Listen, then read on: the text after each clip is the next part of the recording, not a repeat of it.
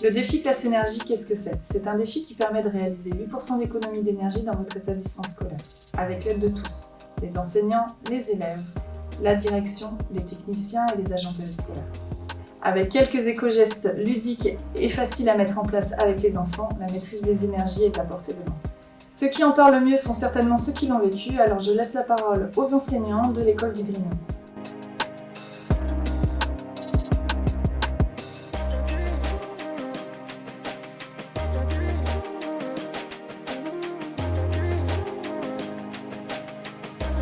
Notre projet d'école cette année il est centré sur un axe qui part sur la protection de l'environnement. Du coup, on cherchait un peu des sorties à faire au cours de l'année scolaire. On cherchait ça en fin d'année scolaire dernière. Des sorties à faire autour de Nantes, pour pas aller loin, mais faire quand même des choses sur le thème. J'ai découvert qu'on pouvait visiter la centrale photovoltaïque à Beaulieu, fouiller un peu. Et puis un jour, on m'a donné en communication Emmanuelle, parce qu'elle nous permettait d'aller visiter la centrale. Et du coup, ben voilà, on a trouvé que c'était vraiment très bien. Et à la rentrée, les collègues ont tous adhéré. On est quand même une grosse école puisqu'on est 15 classes et il n'y en a aucun qui a refusé de se lancer dans l'aventure.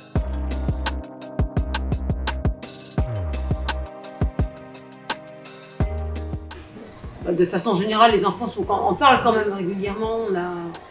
Il y a des programmes aussi, je vois en géographie en CM1, on aborde la question de savoir comment on peut protéger l'environnement. Donc c'est quelque chose à quoi les enfants sont sensibles. Il y a tellement de choses à faire autour de ça, en plus c'est très très riche.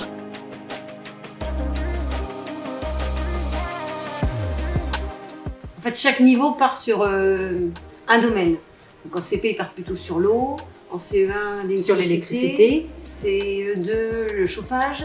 CM1, on travaille aussi sur l'eau et CM2, tout ce qui est écran en veille partout dans l'école. Donc on a des actions autour de tout ça. La journée de la plus belle gourde, faire des fonds d'écran sur les ordinateurs qui vont inviter à éteindre les ordinateurs. Des brigades de l'énergie pour les CE1 pour que les couloirs et les classes soient éteintes quand il n'y a personne dedans.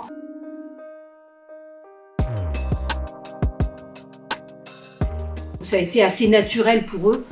Après, c'est juste un petit peu des actions, des temps forts qu'ils investissent beaucoup parce que déjà, on a parlé de la gourde et il y en a déjà 3 ou 4 dans la classe alors que la journée de la gourde n'est pas passée et on a déjà les gourdes sur les tables.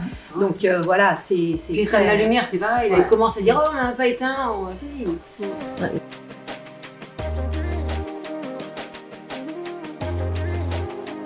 Il y en a qui font le défi parents au niveau de la ville de Basse-Goulaine.